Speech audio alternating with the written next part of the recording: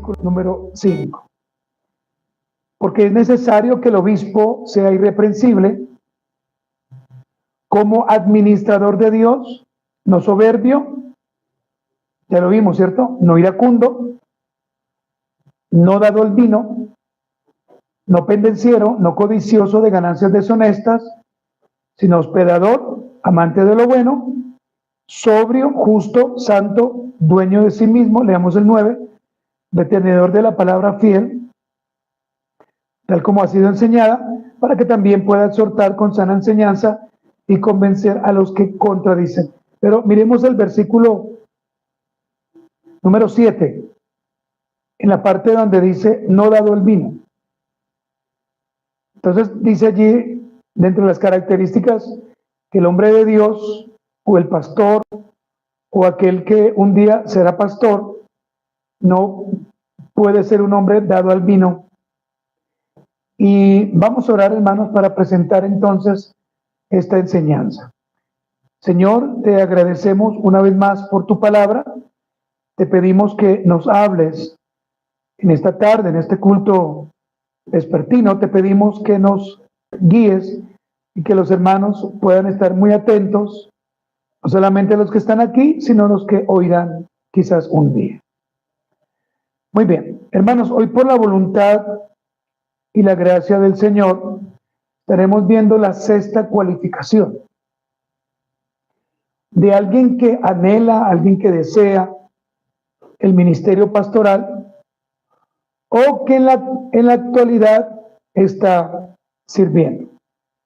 El último de los puntos que vimos fue el ministro de Dios no debe ser iracundo, y estuvimos revisando, hermanos, la vigencia y también la legalidad de esta característica, ya que en ocasiones se puede tomar de una manera desmedida, o también algunos pueden irse a los extremos, y usted sabe que los extremos pues evidentemente no son buenos.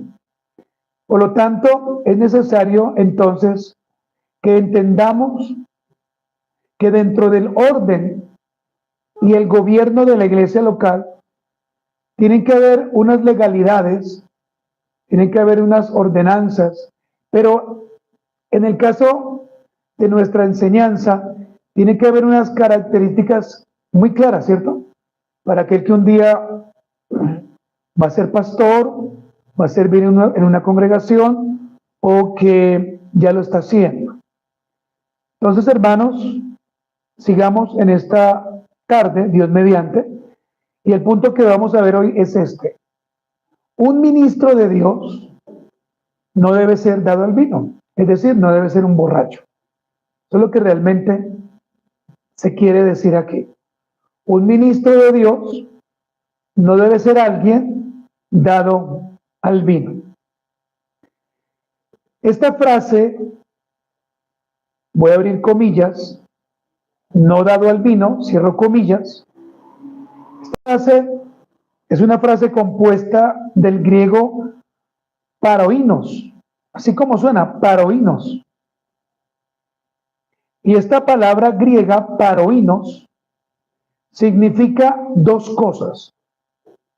Lo primero, significa uno o alguien que se sienta junto al vino. Entonces, miren la importancia de entender cómo el ministro de Dios no debe ser dado al vino. Por supuesto, esto tiene muchas injerencias. Uno que se sienta junto al vino, del griego paroinos. Pero también significa al lado del vino o en la presencia continua del vino. Es decir, una persona que continuamente está sentada a la mesa bebiendo. Esto es lo que realmente significa. Alguien que continuamente está bebiendo. Pero si quizás usted me dijera, bueno, en palabras más claras, ¿qué es lo que nos quiere decir? Pues lo que quiero decirles, amados hermanos, es que paroinos es una persona adicta al vino. Una persona que se embriaga, eso significa una persona que consume una cantidad suficiente, la cual conlleva a perder el juicio. Y eso es lo que hace como tal el trago, hacer que una persona tome lo suficiente y pierda el juicio. En días anteriores, aquí en Colombia, en una ciudad muy conocida, Cali, una señorita casada con un hijo, por participar en un reto, precisamente tomó una cantidad suficiente y creo yo, en la ignorancia, que ella pensó que iba a poderse ganar esos millones. Era como 1.500.000, si no estoy mal, 1.500.000. ¿Sí? Y no solamente ella perdió el juicio, porque ya se veía en el video que estaba embriagada, sino que perdió la muerte. Sino que se murió. No perdió la muerte, sino que falleció. Y es por esto, hermanos, que la adicción al vino o a cualquier otro trago puede llevar a una persona a una conducta desordenada, a una conducta pendenciera. ¿Cuántos muertos no han habido por culpa del trago? ¿Cuántos? Muchos, ¿cierto? Por culpa del alcohol, por tomar de una manera desmedida, por no cuidarse. Y esta palabra paroínos también nos lleva a entender que alguien que toma desmedidamente vino, ¿sabe cómo se convierte? En un loco o en alguien fuera de control. Y eso es lo que hace el vino o cualquier trago, descontrola a las personas. Por eso un ministro de Dios no debe ser dado al vino, debe dar un buen testimonio en este aspecto. Cuando vamos a las escrituras, mire que hubo un rey que con mucha claridad habló de este tema. Y no solamente habló del tema, sino que mostró a través de lo que el Señor le había dado, lo que realmente el vino hace. Acompáñeme a Proverbios, capítulo número 23, y vamos a leer del versículo 29 al versículo 35. Proverbios capítulo 23, del versículo 29 al versículo 35. Leamos, que comienza una serie de preguntas. ¿Para quién será el ay? ¿Para quién el dolor? ¿Para quién las rencillas? Note que ahí está la palabra o la definición de lo que dijimos, ¿no? Una conducta desordenada, pendenciera y fuera de control. ¿Para quién las quejas? ¿Para quién las heridas en balde? ¿Para quién lo amoratado de los ojos? Y mire la respuesta. Para los que se detienen mucho ¿en qué? En el vino. Para los que van buscando la mistura. No mires al vino cuando rojea, cuando resplandece su color en la copa. Se entra suavemente, mas al fin, como serpiente morderá, y como áspid dará dolor. Tus ojos mirarán cosas extrañas. Eso es lo que hace el alcohol, ¿sí o no? Y tu corazón hablará ¿qué? Perversidades. Serás como el que yace en medio del mar, perdido, o como el que está en la punta de un mastelero, y dirás, me hirieron, mas no me dolió, me azotaron, mas no lo sentí. Cuando despertare, aún lo volveré a buscar. Aquí, mis amados hermanos, vemos entonces cómo el rey Salomón está dando una cátedra para aquellos que viven al lado del vino. Por supuesto, aquí no está la palabra que estamos viendo en el libro de Tito, porque esto ya es hebreo, ¿cierto? y el libro de Tito está en griego. Pero es importante entender que el libro de los Proverbios nos lleva a entender entonces lo que hace el vino.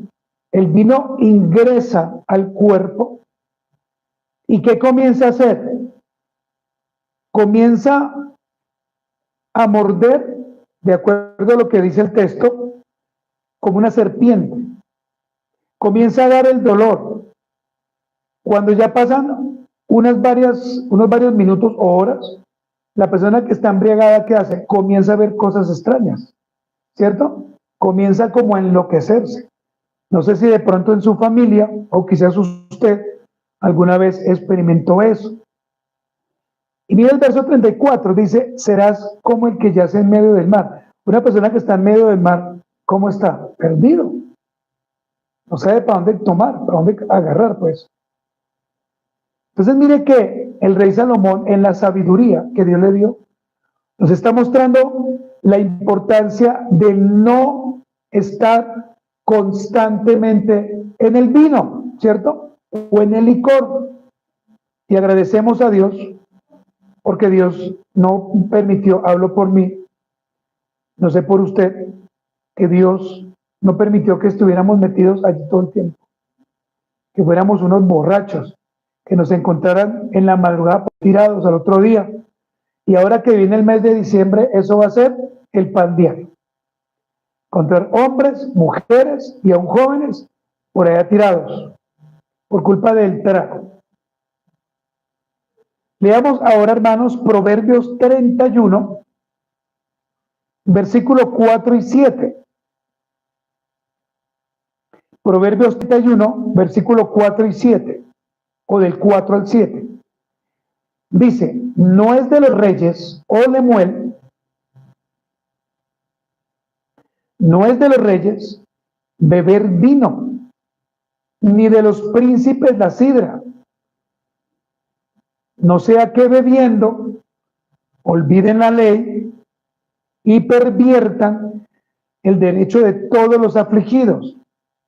Dad la sidra al desfallecido y el vino a los de amargo ánimo. Beban y olvídense de su necesidad y de su miseria, no se acuerdan más. Y miren que, hermanos, muchas personas beben para eso. ¿Para qué? Para olvidar su propia miseria, para olvidarse de los problemas. Por ejemplo, la mayoría de mujeres y hombres que de pronto terminan una relación, ¿qué dicen? Nos vamos a beber, ¿cierto? Porque unas penas amargas se olvidan con unos tragos amargos. Pero no es así. Unas penas amargas, solamente Cristo nos puede dar la salida. Por supuesto, no olvide el contexto de esta enseñanza. Estamos hablando del orden y el gobierno de la iglesia local. Estamos hablando de la importancia de que los ministros de Dios no sean borrachos, porque los hay, hermanos. Tenemos que ser claros, los hay. Hay personas que sirven al Señor, pero que todavía tienen pecados ocultos. Ahora bien, hermanos, por otro lado, este punto también se refiere a que el ministro no puede andar en ningún otro vicio. Permítame nombrar algunos y hacer breves comentarios. Por ejemplo, la gula. ¿Ustedes saben qué es la gula? La gula es alguien que ha comido y ya está bien, su cuerpo, por decirlo así, le dice que ya está bien, que no necesita más comida. Pero ¿qué hace ese hombre? Entonces pide más arroz, o llega la noche y acaba de comer y está comiendo pan con tinto, o ve y compra un paquete de papas y sigue comiendo, y al final pues tiene un estómago tan grande que prácticamente le sirve como atril. Hermanos, es un gran pecado la gula. La gula es un gran pecado. Nosotros tenemos que comer hasta donde nuestro cuerpo nos diga ya. Usted come algo, ya.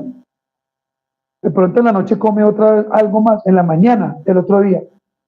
Pero las personas que tienen este vicio de la gula, comen y comen y comen desmedidamente. Y comen un pedacito de esto, ¿cierto? Y van y pican, ahí está la olla y sacan la sabiduría a los que servimos al Señor. Otro vicio, hermanos, las drogas. Y no estoy hablando de las drogas como medicamentos, sino las drogas que dañan el cuerpo. Y es importante entender, hermanos, que hoy en día el consumo de las sustancias psicoactivas está dañando el mundo. ¿Sí o no? Te está llevando cualquier tipo de personas, niños, jóvenes, adultos, ancianos. Desafortunadamente, en Colombia, el trabajo para el consumo de SPAD o de drogas realmente es terrible. Es terrible, porque la inversión que hacen los gobiernos es mínimo. Y algunos piensan que simplemente llevando a la persona a un lugar, entonces esa persona ya va a cambiar de la noche a la mañana. Pero esto es un vicio, y estos vicios de los cuales les estoy a ustedes hablando necesitan a alguien que los pueda transformar cuando el evangelio les es predicado. Cristo. Mire que todo apunta al Señor. Otro vicio, la pornografía. La pornografía viene de una palabra griega llamada porneia, y esto habla, hermanos, de identificarnos, o de aquellos que se identifican viendo relaciones sexuales de terceros, ya sea a través del celular o a través de cualquier dispositivo. Y Satanás ha sabido usar la pornografía a través de las redes sociales para que muchos ministros caigan, y aún esposas de ministros. Hermanos, las cifras son alarmantes cuando nos damos cuenta de que las personas, la mayoría que son pastores, dicen que alguna vez en su vida vieron o que todavía ven pornografía. Y esto nos lleva también al sexo virtual. O sea, es terrible que aún aquellas películas de anime, como se les conoce, ya están sacando videos, películas sexuales, donde ni siquiera lo lleva a pensar aquel que lo ve, sino que es totalmente explícito. ¿Y saben cómo comienzan todos estos vicios? Simplemente cuando uno abre el celular y se queda ahí 10 segundos. Con 10 segundos su mente tiene más que suficiente, como si fuera una droga. Pero mi punto, hermanos, es que hay ministros que están enviciados con la gula, con la droga, con la pornografía, con el sexo virtual, con las redes sociales. Viven pegados todo el día a las redes sociales, y hay que hacer una aclaración. Las redes sociales no son malas. ¿Sabe qué es lo malo? El tiempo que usted le dedica al chisme, al ver videos y suba y suba y suba y suba. Ahí está el Facebook y están otras redes sociales como Instagram, como YouTube y otras. Otro vicio, hermanos, ver mucha televisión. La televisión puede ser un buen pasatiempo siempre y cuando usted tenga claro lo que ve. Un partido o un deporte, quizás ver algo de historia, pero cuando usted comienza a ver películas o series donde hay pornografía, homosexualidad, yo le pregunto, ¿eso agrada al Señor? No, hermanos. Pero ¿qué decimos nosotros? Ah, pero pues como está ahí, no, hermanos. Esto nos lleva al vicio y nos lleva a divagar en nuestra mente, y es como el alcohol. Finalmente, los juegos de azar. He estado viendo con gran preocupación personas que juegan chance, personas que hacen rifas, pero que para ellas está bien.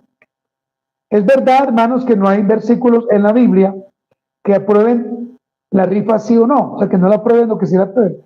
Pero ojo, hermanos, porque la pregunta es, ¿y qué dice nuestra conciencia? ¿Y qué dice lo que el Señor nos ha enseñado? Y también hay pastores que están enredados en los esbos, en los juegos. Hermanos, hay que tener cuidado, hermanos, porque la IA está destruyendo vidas. El joven que se suicidó hace poco, o hace unos 2 años, creo yo, los que conocieron la historia decían que este chico hablaba todo el tiempo con la inteligencia artificial y que ella le daba consejos, que ella le decía hasta dónde tenía que guardar o cómo tenía que guardar la soga y cómo tenía que colocarla. La IA no es mala. El problema, hermano, es cuando usted piensa que ahí detrás de eso hay una persona. Ese es el problema.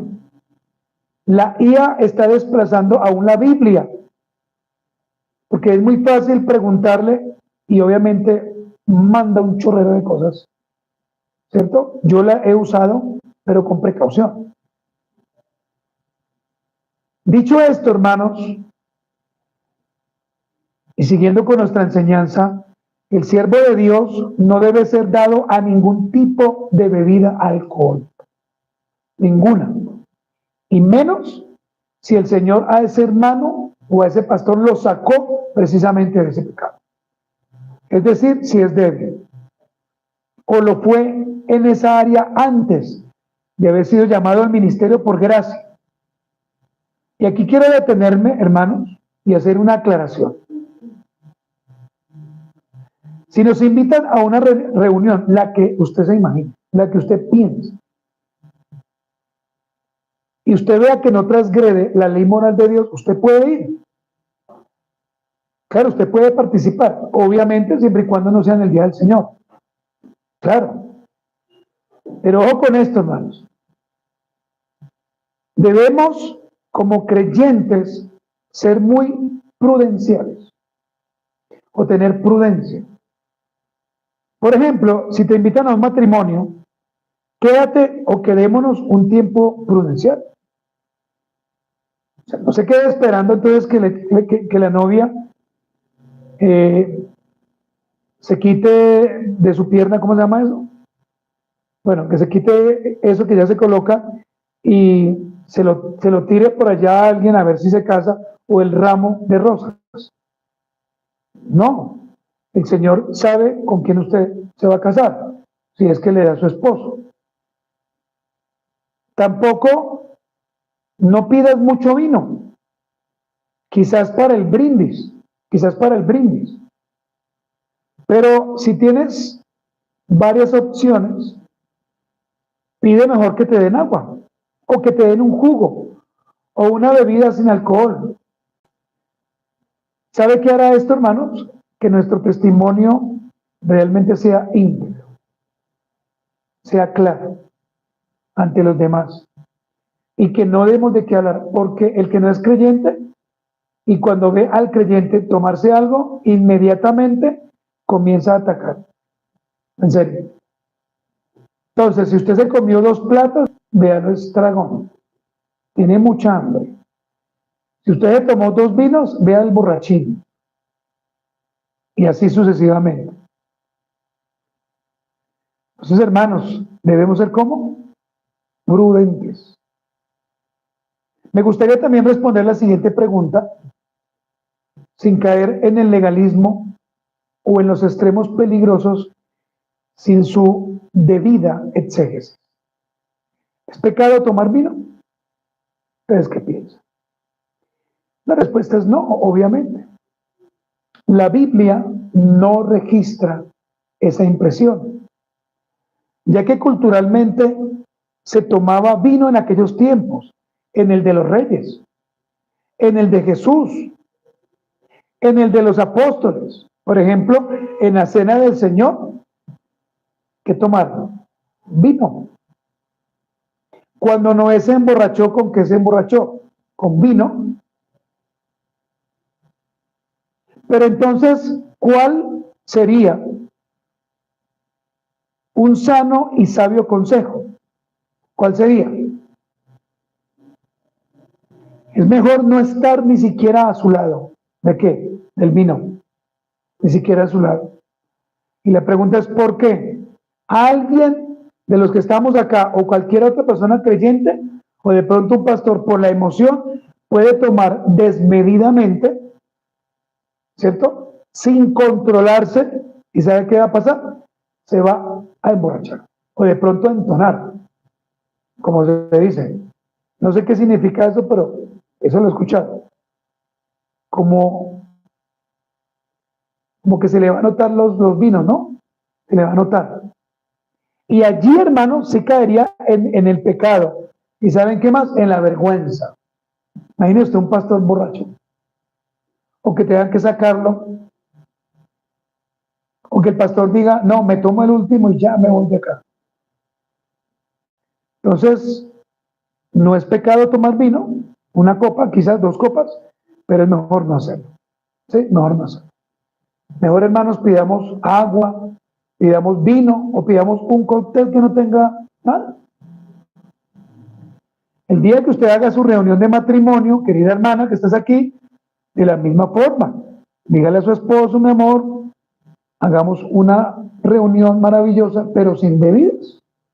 Maravilloso, ¿no? Otra pregunta, hermanos. ¿Puedo tomarme una copita de vino? Sí. No hay ninguna prohibición, ni en el Antiguo Testamento, ni en el Nuevo Testamento. Pero por mi buen testimonio y por amor a otros hermanos, que el Señor los sacó de allí, es mejor no hacerlo. Es mejor no hacerlo. Mejor no hacerlo.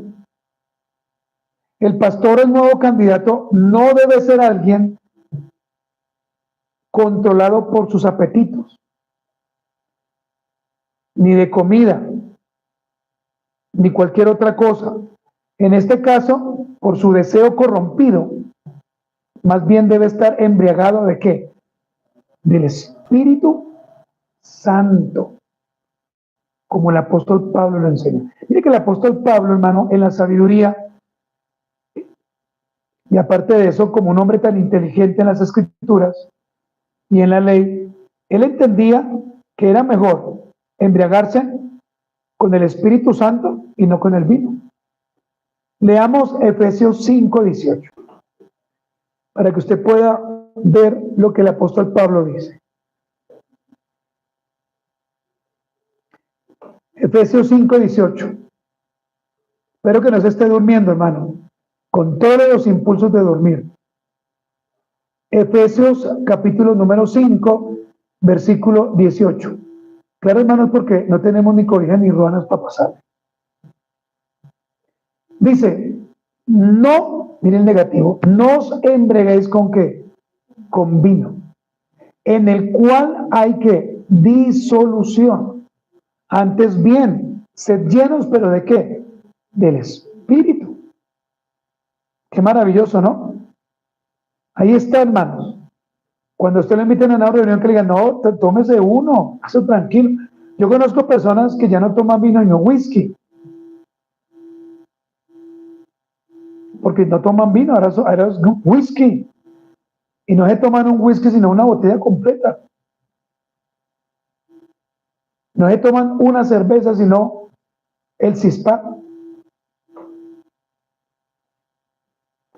Ahora, hermanos, si pensáramos como el apóstol Pablo piensa y dijéramos qué importante y qué maravilloso es hacer la voluntad del Padre por medio del Hijo, y qué bueno es no embriagarnos de vino, sino del Espíritu Santo, entonces aquí deberíamos responder qué significa estar embriagado del Espíritu Santo. ¿Qué significa?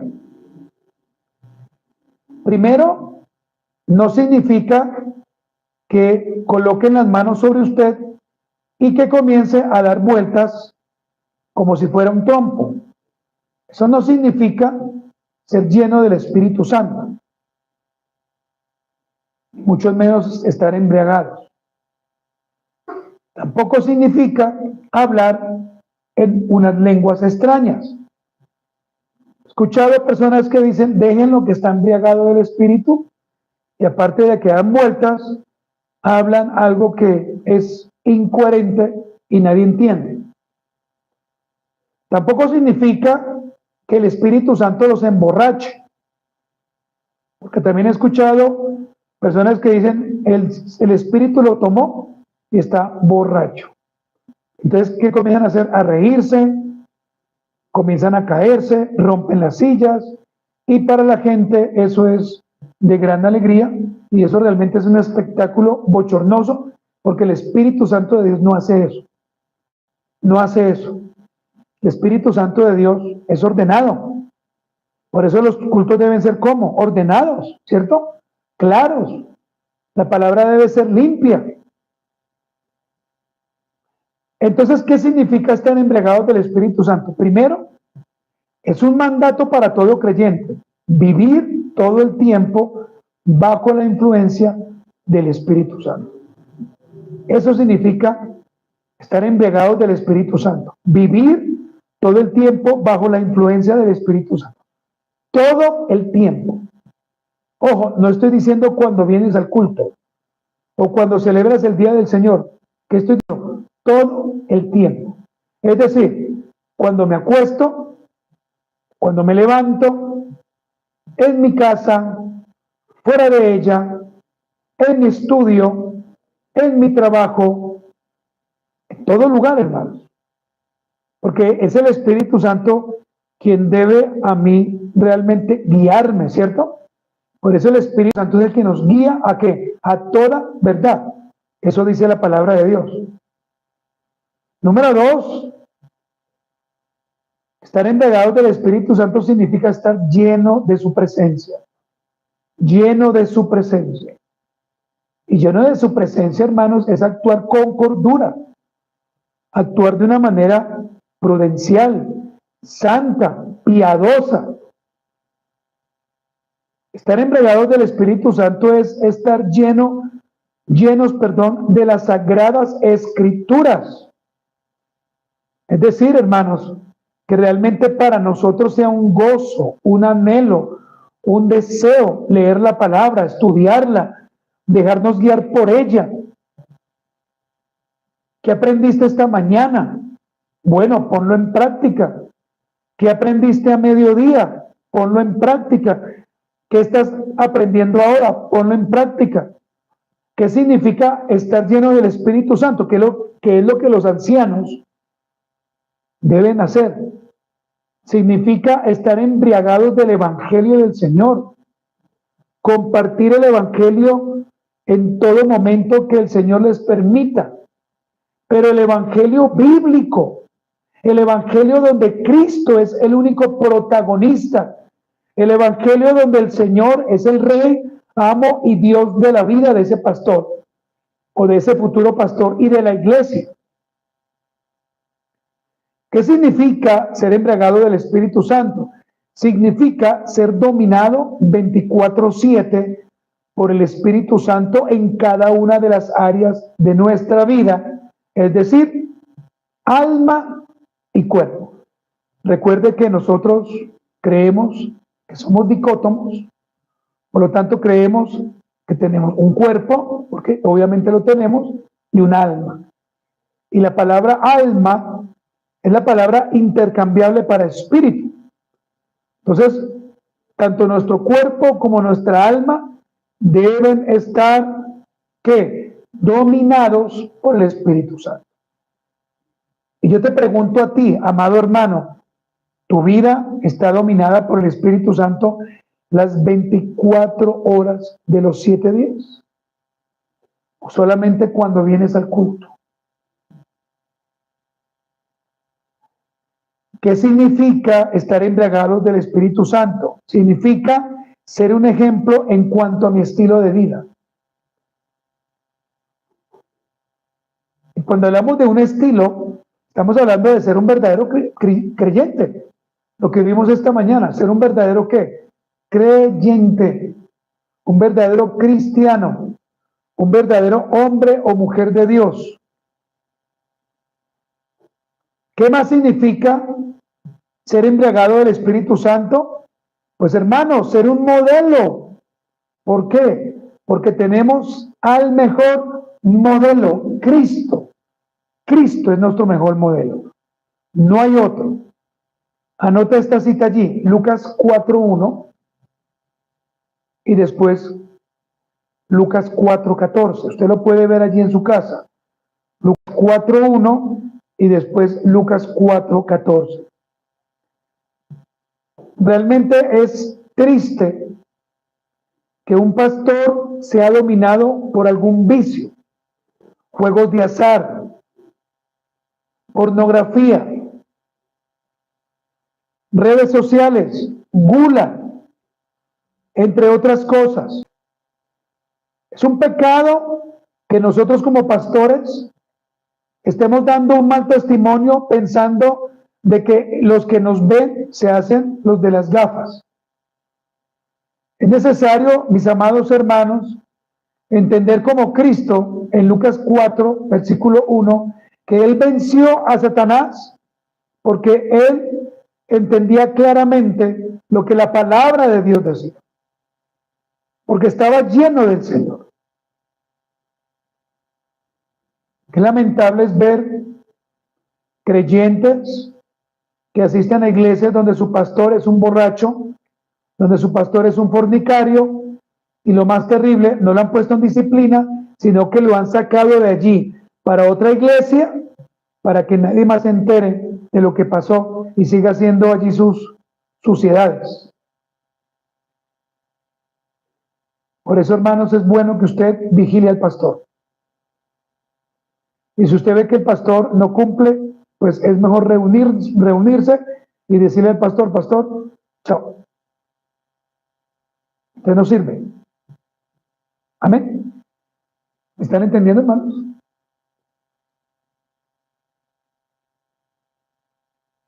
Vamos a ver algunas aplicaciones esta tarde. Y voy a colocar dos, o voy a presentar dos para ustedes, hermanos. La primera, aunque no existe ninguna prohibición al tomarme un vino, miren lo que tiene que hacer un pastor verdadero, hermanos. Por amor y por fidelidad al Señor Jesucristo y por amor a los hermanos de la congregación, no voy a tomar un vino. ¿Sí? Y recuerde que ahora en diciembre ya viene nuestra cena navideña.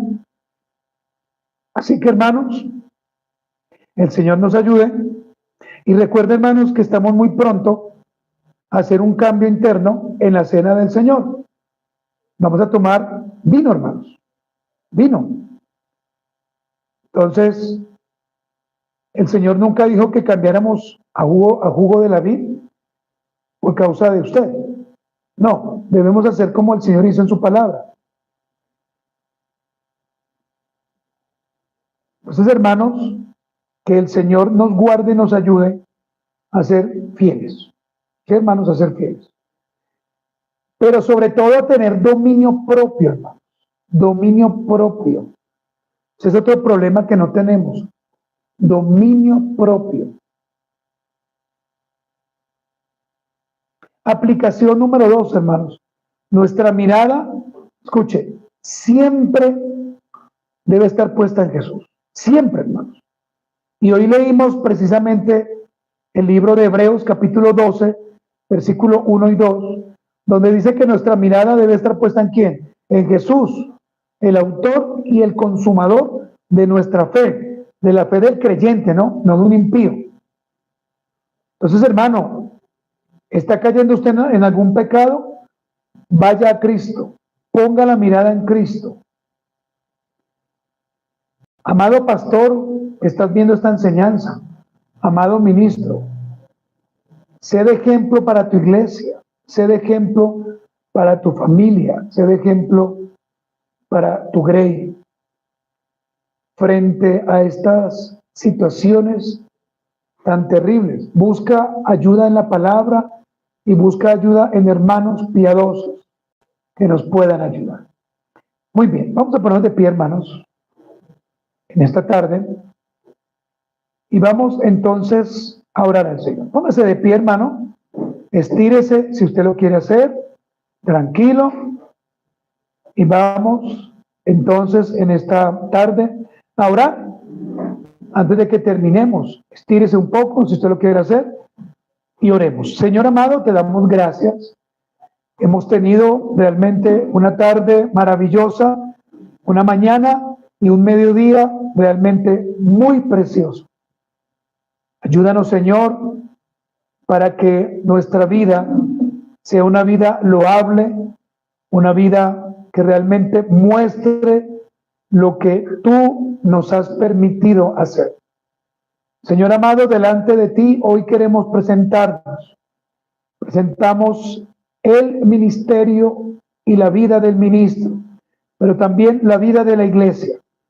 Te pedimos a ti, Señor, y te rogamos que nos guíes, que nos ayudes, que tu bendita palabra, Señor, sea nuestro alimento todos los días, que acudamos a ti, Señor, cuando estemos en situaciones difíciles.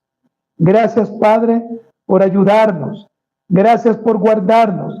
Gracias por guiarnos.